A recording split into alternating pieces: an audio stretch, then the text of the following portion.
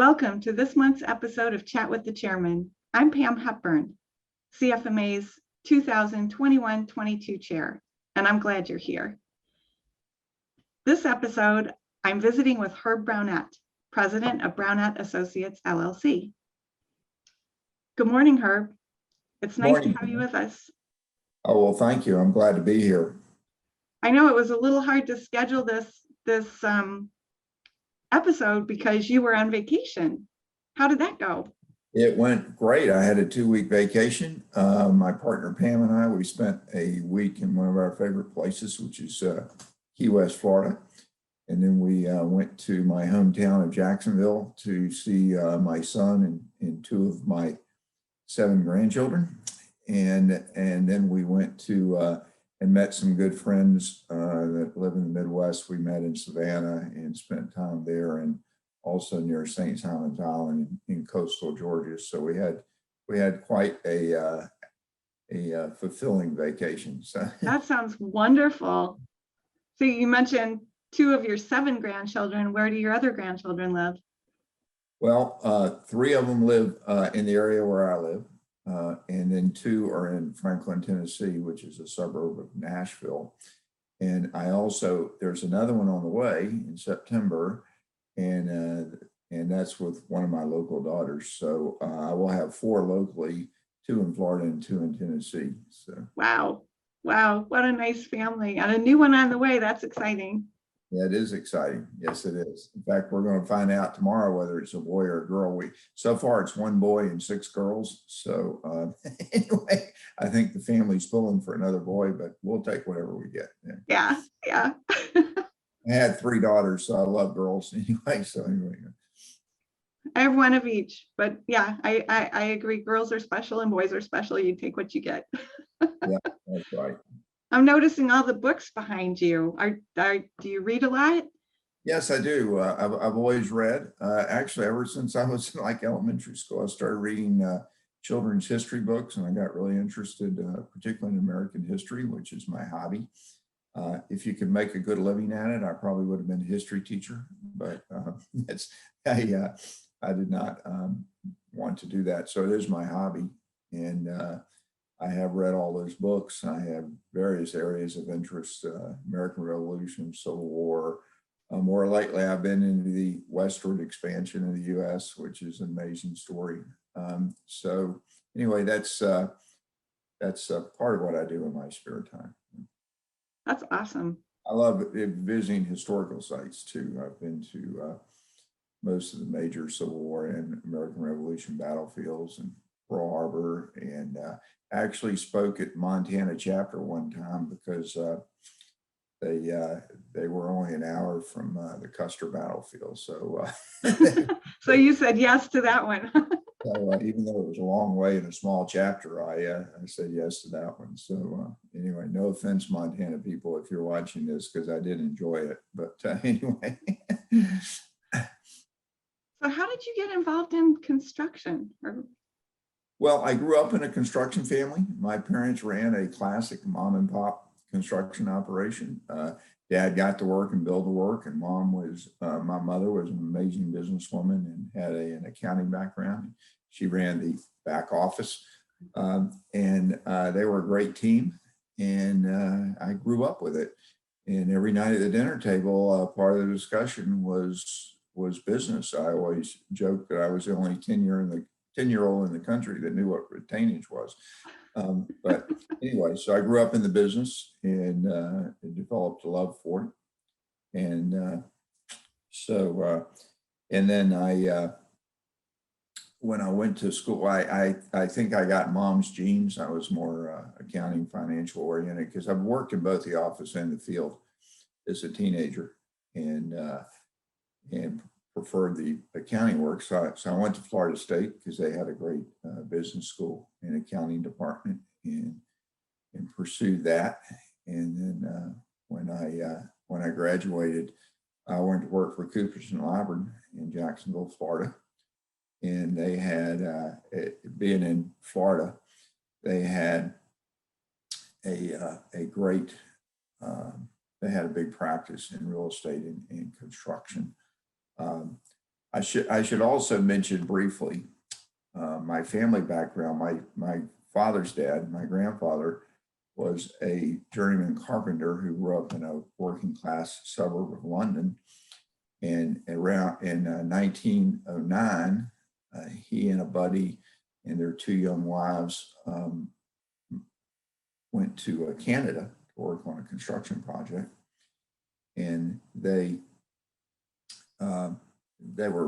project ended, and in those days they'd pay to get you over there, but they wouldn't pay to get you home.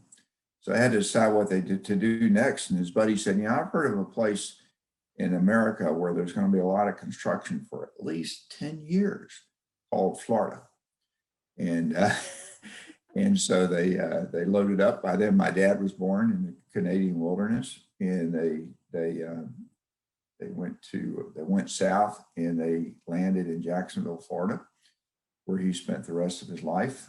And he went to work as a carpenter for a large local construction firm. And by the time he retired, he was the general superintendent. So, I mean, it's a real American success story of, what it meant to come to this country. And if you worked hard and applied yourself, what you could achieve. So, and then my mother's father was a colonel in the Army Corps of Engineers.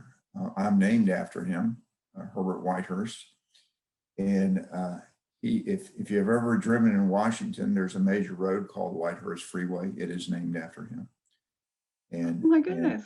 And so if there's such a thing as having construction in your blood. Yeah. So. Sounds like you couldn't have done anything else. No, that's right. I did spend a brief time in another industry, but I left quickly. So anyway. So you mentioned that you did presentations for a chapter in Montana. What other presentations have you done? Oh, I've spoken over the years representing two different software companies, not speaking about software, but just, they sponsor me for the notoriety. I've spoken to a number of, I've probably spoken to a dozen, 2 dozen chapters, many of them multiple times. And then I've spoken at a number of the regional conferences over the years, particularly the Mid-Atlantic. I think I've spoken there 5 or 6 times because it's my home conference over the years. And I really enjoy doing that. And as you're probably, I have a real passion for this industry, and I just love talking about stuff. And by the time you get to my point in my career, I worked for 43 years. I got a lot of great stories, and I'm a big believer that stories are a good way to illustrate things. And in fact, I'm speaking to your chapter next week, and if you come, you're going to hear some great stories. I always say I should put all these stories in a book, and the title of the book would be "You Can't Make This Stuff Up." Because as we're in this industry, you see some really interesting things. I'm looking forward to hearing you speak at my chapter next week. That'll be fun. You and I have run into each other pretty often at CFMA regional conferences and national conferences, but I was really excited for this opportunity to learn a little bit more about you personally and how you got involved. How did you get involved in CFMA? Well, that's another interesting little story. And like I said, when you get to my point in life and you reflect back on your career, and sometimes what seemed like insignificant events at the time turn out to be huge in your life experience. And in the winter of 1987, I had just started as controller of what was then George Hyman Construction. It became what's big national Clark Construction Company. I had been a CPA in construction, and I'd worked for a little while in other industry, but I was really getting my feet under me as a general member kind of job. And so the CFO walked in my office and said, I just got a postcard from some new organization called the Construction Financial Management Association, CFMA. And they're having an annual conference in Seattle in May. And would you like to go to that and find out about the organization and see what you can learn? And I'm a lifetime learner, and I love studying, and I've always believed that you get all the education you can whenever you can. So I said, oh, sure. I'd never been to Seattle before either. So, so I went. And I later learned that that postcard was filled out by people like David Casey and Gordon Marshall, because in those days they had no staff.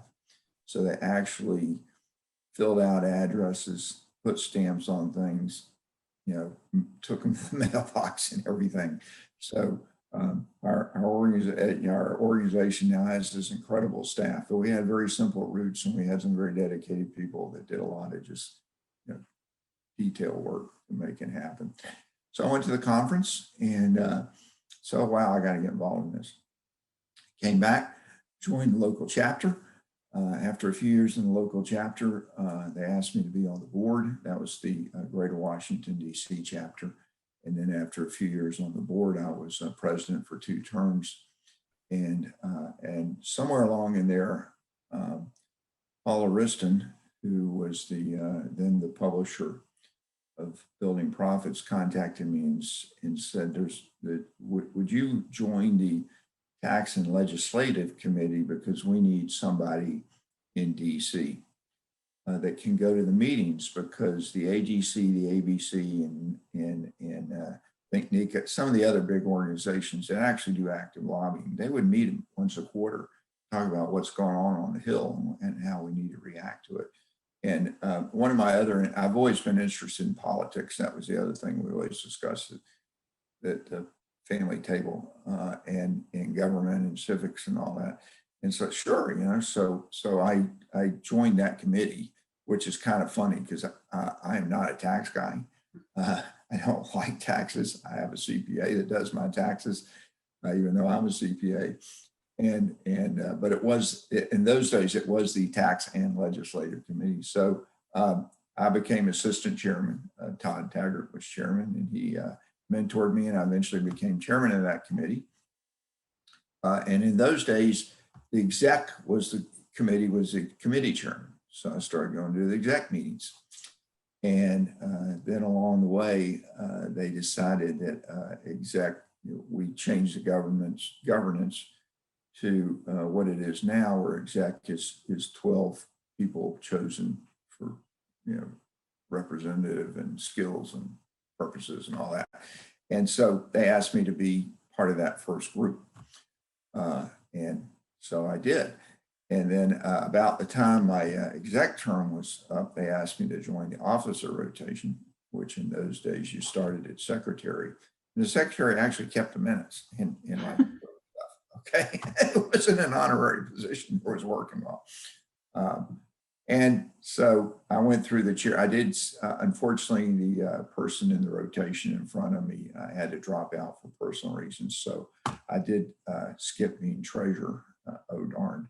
But I did serve 4 years, so by the time I got done with all that, I'd been on exec 14 years. Wow. That's a commitment. And I still remember the first exec meeting when I didn't go, and it was sort of like an empty feeling, but I got over because by then I was into the certification group and on their board, and then I became chairman of the ICCIFP, and so I had a little time to kind of phase out of all that, but collectively in major leadership roles, close to 20 years. And along the way, strategic planning task forces and this and that and the other. So April was volunteer month, and it sounds to me like you're the ultimate CFMA volunteer between CFMA and certification. How did the certification come about? Because I know you were involved early on with that. Yes, well, in the mid-90s, Gordon Marshall, who was, I think, our third national chairman, brought it to the attention of the executive committee that certification was a growing thing in the professional world, and that more and more professions were developing certification programs. And it seemed like we had a profession, which I passionately believe, that is very unique and very challenging and worthy of certification, so that we are recognized, so that construction financial management is recognized as a profession. And so some of us, really got on board with it early on. Folks like Tony Stagliano and Jackie Buck, myself, some others, and we took it to exec in the late 90s to approve doing a certification program. And at that meeting, our founder, David Casey, shot it down. He basically said, you haven't thought this through. There's a lot to this. There's a lot of financial obligation.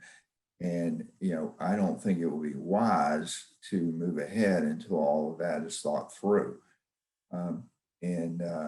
At that time, it was only a few years since the organization had almost gone broke, and Danny Parrish kind of jumped in and helped right the ship. That's a whole nother story. and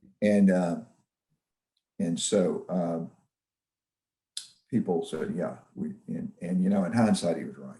He really did us a favor. So we spent several years. We formed a task force. It was headed by Dick Rice, and we studied it, and we put together pro formas, and we worked with the consultants on what does it take, what's the money, and all this type of thing. And so in the 2002-2003 officer term, Don Stevens was chairman, I was vice chairman, and Don and Dick working with the rest of it, we got approval from exec to have a certification program. At that point, I was going to be chairman. I'm a big believer is you strike while the iron is hot. And I knew that, due to sort of the up and down enthusiasm for this, we needed to do it quickly.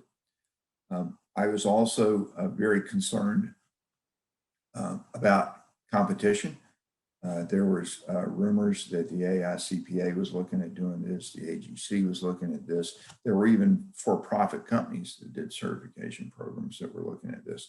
And I could think of no greater travesty than to have a financial construction certification that was not sponsored by the CFMA. At that time, our tagline was, we're the source and resource of construction financial knowledge. How can you say that if you don't have a certification program? That's sort of matured into, I think it's essential for success. Same thing. It's got to be CFMA. Okay. So our consultant said it would take 2 years to get it done. I said, we're going to do it in a year. They said it can't be done. I said, you don't know the CFMA, because one, I was concerned about competition, but two, we had a lot of enthusiasm. So let's just get it done. And I told Bill Schwab, who was the CEO at the time, I said, we're going to let things slide for a year. We may not have new education programs. We may not do some other initiatives, but we're going to get this done in 1 year. And I stood up at the national conference and sort of laid down the gauntlet in my incoming speech. And people reacted. It was a wonderful, great team effort. We got it done the next year at the conference in New Orleans, 2004. We gave the first exam, and as they say, the rest is history. Well, I think you have certificate number 1, if I'm not mistaken, and you were part of that first exam class, if you will. What was it like to be part of the first group to take and pass the exam? Well, first of all, having number 1 is the greatest honor of my career, and I'm very proud of that. One thing the consultants told us was that it would probably be 2 or 3 years before we had 100 people take the exam. We had 88 for the first exam, 88 people, of which 67 or 68 or something passed. And a lot of those 88s are like people were the Hall of Fame of CFMA, including David Casey, who we were, and most of us were doing it not because we needed it, but because we wanted to support the program, lead by example. And by the way, I compliment you for being a CCIFP. I strongly feel that the chairman of the organization should be a CCIFP if that's going to be our flagship offering. And so there were 88 of us, and like I said, about 3/4 passed, which is about average. And so they honored me with certificate number 1. They honored Don Stevens, who really did the heavy lifting of getting it approved, number 2. And we gave, in certificate number 3 it was David Casey for, once we did it the right way, like he wanted us to, he really got on board.